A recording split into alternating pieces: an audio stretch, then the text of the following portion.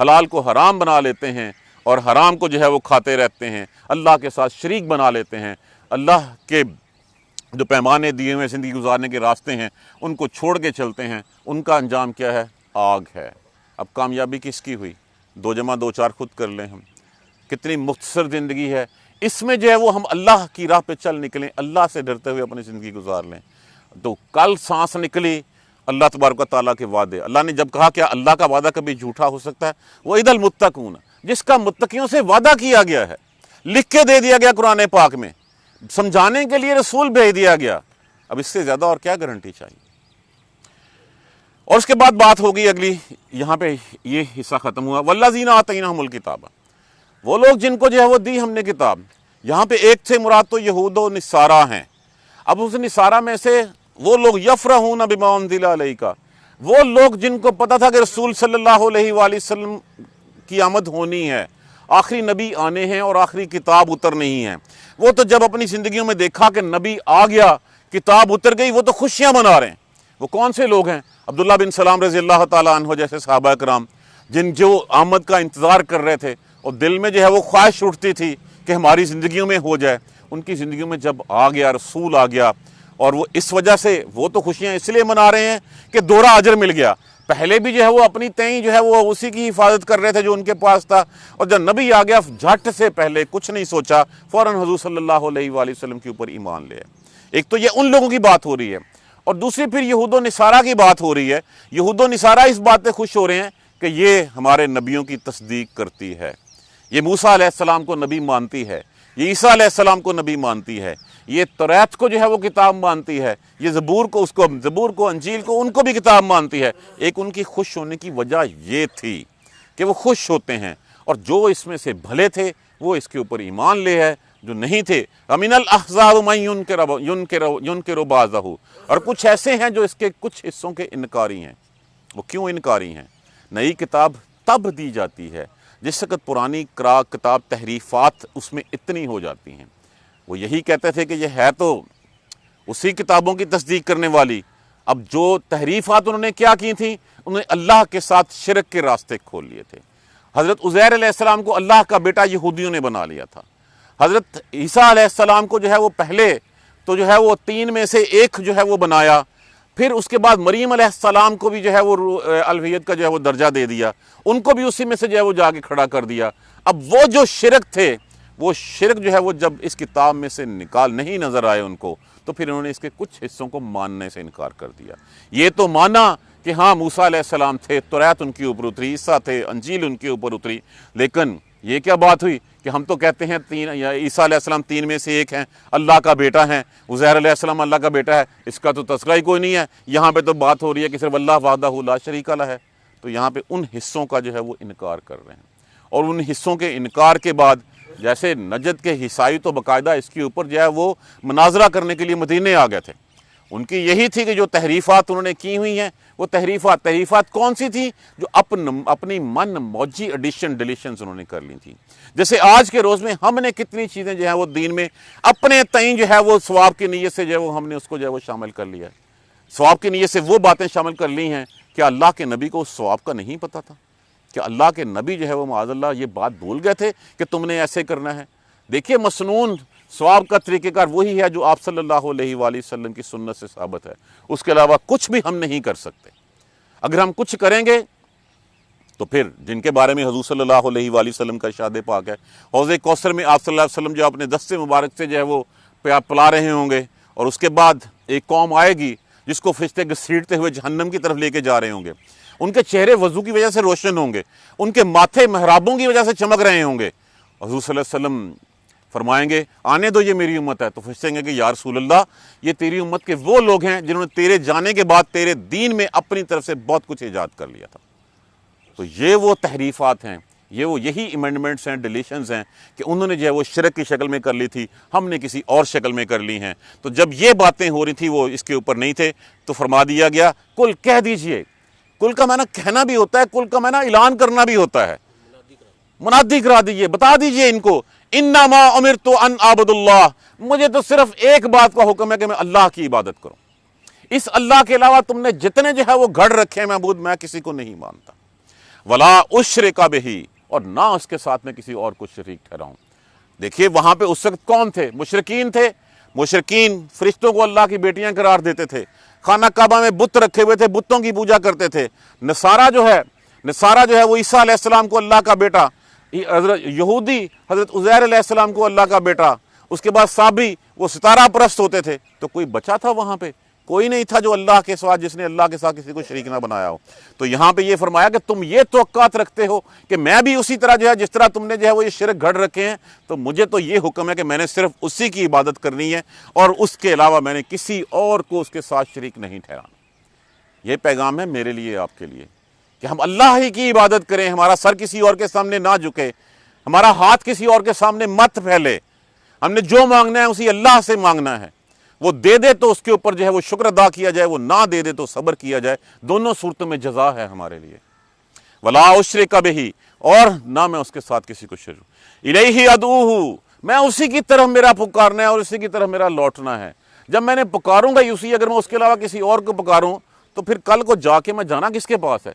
जब जाना मैंने अल्लाह वहदहु ला शरीका लह के पास है, और अल्लाह कहेगा मेरे अलावा पुकारते हो तो जिसको पुकारते थे दुनिया में अब भी उसी को पुकारो जाके। मैं उसी को पुकारता हूं, उसी की दावत देता हूं और उसी की तरफ मेरा लौटना है। ये एक थंब रूल, एक आयत करीमा जो है हमारे लिए एक स्टैंडर्ड जो है वो सामने आ गई। कुल इन्नमा अमिरतु अन अब्दुल्लाह, कह दीजिए कि मुझे तो सिर्फ हुक्म है कि मैं अल्लाह ही की इबादत करूं, एक अल्लाह की, वला उश्रिका बिही, और उसके साथ किसी को शरीक न ठहराऊं। उसी की तरफ मेरा पुकारना है, उसी की तरफ मेरी दुआ है और उसी की तरफ मुझे लौट के जाना है। आज अगर किसी और को पुकारना है तो कल को फिर अल्लाह के पास जाने की भी उम्मीद न रखिए। अल्लाह के पास जाओगे वहाँ पे फिर अल्लाह के लिए, अल्लाह के सिवा किसी और को मददगार नहीं पाओगे। अल्लाह तबारक व तआला उस वक़्त जो कहेंगे जिनसे वहाँ मांगते रहे हो यहाँ भी पनाह उन्हीं से मांग लो। अगली आयत करीमा में यही बयान गया है, वकज़ालिका अंज़लनाहु हुक्मन अरबिय्या, और इसी तरह जैसे हमने पिछली कौमों पर जो किताबें उतारी थी वो उन्हीं की ज़ुबान में उतारी थी। देखिए किसी कौम के ऊपर जब किताब उतरती है और वो किताब अगर उस कौम की ज़ुबान में नहीं है तो कैसे समझ पाएगी उसको? उनके लिए तो कहरा अजर है, हमारे लिए तो उसके ऊपर भी दोहरा अजर है। हम अजमी हैं, हम अरबी नहीं हैं। वो तो अरबी उनकी मादरी ज़बान थी। हमारे लिए तो और फ़ायदा कि जितना हम इसको समझ के पढ़ेंगे, अटक अटक के पढ़ेंगे, इसके अंदर घुसेंगे, एक एक लफ्ज़ का मानी तो अल्लाह कितने अजर अता फरमाएगा हमें। और हमने इसको अरबी ज़बान में नाज़िल किया, किस लिए? ताकि इन लोगों की ज़बान इनको समझ आ जाए कि पैगाम क्या दिया जा रहा है। अगर किसी और कौम ज़बान में होती तो उन्होंने कहना ये हमारे लिए तो उतरी नहीं है, ये तो उस कौम के लिए उतरी है जिस कौम की ज़बान में है, तो ये पैगाम होता। तो यहाँ पे इरशाद है जिस तरह हमने पहली कौमों पे उनकी ज़बानों में इस किताब को उतारा था, वकज़ालिका अंज़लनाहु हुक्मन अरबिय्या, इसी तरह हमने इस फरमान को, इस हुक्म को हमने अरबी ज़बान में उतारा। और फिर जब बात अरबी ज़बान में आ गई, अरबी कुरैश से, मक्का वालों से ज़्यादा, अरब वालों से ज़्यादा अरबी ज़बान को कौन और जानता था। इसके बावजूद किताब आगे खुल गया, अलैन इत्तबअत अहवाअहुम, इसके बावजूद अगर तूने पैरवी की, अगर तूने जो है वो इत्तबा की, अहवाअहुम, उनकी ख्वाहिशात की, उनके नफ्सों की, उनकी चाहतों की, वो जो कहते थे कुछ बातें हमारी मान लो, कुछ हम तुम्हारी मान लेते हैं, तो ये बात जो अगर इसके बाद भी उनकी ख्वाहिशात की, किसके बाद भी? बाद मा जाअका मिनल इल्म, बाद इसके कि तुम्हारे पास इल्म आ चुका। अब मेरे आपके पास कुरान आ चुका, कुरान आने के बाद अगर हमने जो है वो अपना रास्ता डाइवर्ट किया, ये बात देखिए कुरान का असलूब है कि हुजूर सल्लल्लाहु अलैहि वसल्लम को मुखातब किया जाता है, लेकिन खिताब जो है वो फिर उम्मत मुसलमान से बनी नो इंसान पे होता है। यहाँ पे भी यही वाला इन तबत अहवाहुम बाद मा जाका, इल्म आने के बाद, किताब उतरने के बाद, वही आने के बाद, कुरान मिल जाने के बाद, अगर उन लोगों की ख्वाहिशात, किन लोगों की ख्वाहिशात? जो तुम्हें भटका देने चाहते हैं, जो शैतान के चेले हैं, शैतान के साथी हैं, उनके लिए वो तुम्हारे लिए, तुम्हें जो है वो सीधे रास्ते से हटा के जहन्नम के रास्ते पे डालना चाहते हैं, और तुम्हें दुनिया की दिलफ्रेब ज़िंदगी के लालच दे रहे हैं, दुनिया की ज़िंदगी के मज़े जो है वो तुम्हें जो है वो कह रहे हैं। ये दुनिया की ज़िंदगी तो मोमन के लिए है ही नहीं। मोमन तो इसमें से ऐसे गुजरता है, कपड़े अपने समेट के ताकि जो है कहीं कांटों झाड़ियों में फंस ना जाऊँ, मैं अपने आप को ज़ख्मी ना करवा लूँ, मेरे कपड़े ना फट जाएँ। तो अगर तू उनमें उलझ गया, इल्म आने के, मा लका, नहीं है तेरे लिए, मिन अल्लाह, अल्लाह की तरफ से, मिन वलीयन, कोई दोस्त, वला वाक, और ना कोई हिफाजत करने वाला, ना कोई निगहबान। अगर तूने रास्ता, ये रास्ता जो है वो तूने छोड़ दिया, یہ جو سیدھا راستہ جو صراط مستقیم ہمیں پکڑایا گیا ہے، اگر اس راستے کو چھوڑ دیا تو یہ کامیابی تمہاری یہاں سے یہاں تک ہے۔ اگر تم دائیں بائیں گزر گئے تو پھر یہاں پہ نہ تجھے اس گڑھوں سے کوئی بچانے والا آئے گا، نہ اینڈ پہ تمہیں منزل مقصود پہ پہنچانے والا آئے گا۔ تمہارا کوئی دوست نہیں ہوگا، کوئی حامی، کوئی مددگار نہیں ہوگا، کوئی تمہاری حفاظت کے لیے جو ہے وہ نہیں آئے گا اللہ کی طرف سے۔ اس کے پھر کہا جائے گا کہ جاؤ، جس سے دنیا میں مانگتے تھے اسی کے پاس جاؤ، اسی سے مانگ کے دیکھو، وہ تو خود جہنم کے گڑھوں میں پڑے ہوئے ہیں، جنہوں نے اپنے آپ کو جو ہے وہ اس طرح اللہ کے برابر جو ہے وہ بنا لیا تھا۔ تو بڑا سیدھا سیدھا پیغام ہے، کھلے الفاظ میں ہمیں بتا دیا گیا ہے۔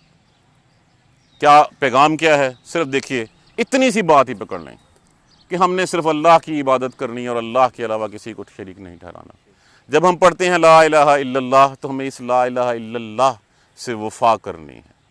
اس کا مطلب یہ نہیں ہے کہ صرف پڑھنے کی حد تک ہے، اللہ کے بنائے ہوئے قوانین کے اوپر اپنی زندگی گزارنی ہے۔ جو نظام حیات ہمیں دے دیا گیا ہے اسی نظام حیات پہ چلنا ہے ہمیں۔ اور پھر جب ہم کہتے ہیں محمد الرسول اللہ تو پھر محمد رسول اللہ سے وفا بھی جو ہے وہ ہمارے ایمان کا تقاضا ہے۔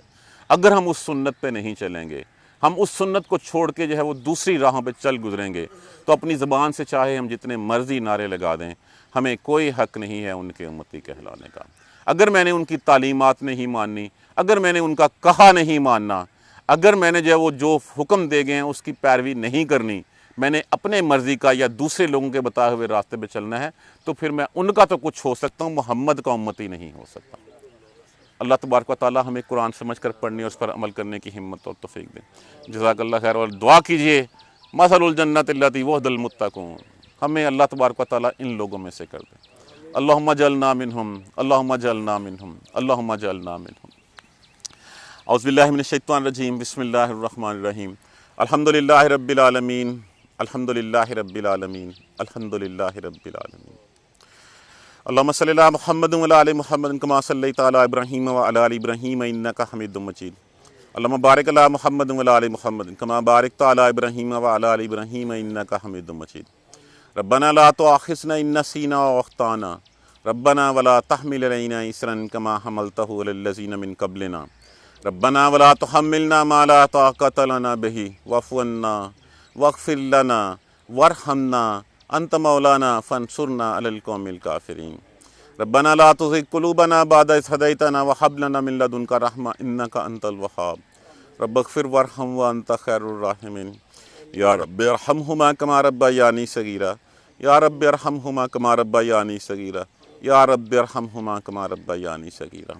ربنا آتنا فی الدنیا حسنۃ وفی الآخرۃ حسنۃ وقنا عذاب النار۔ ربنا ظلمنا انفسنا وان لم تغفر لنا وترحمنا لنکونن من الخاسرین۔ لا الہ الا انت سبحانک انی کنت من الظالمین۔ رب اغفر لی ولوالدی، رب اغفر لی ولوالدی۔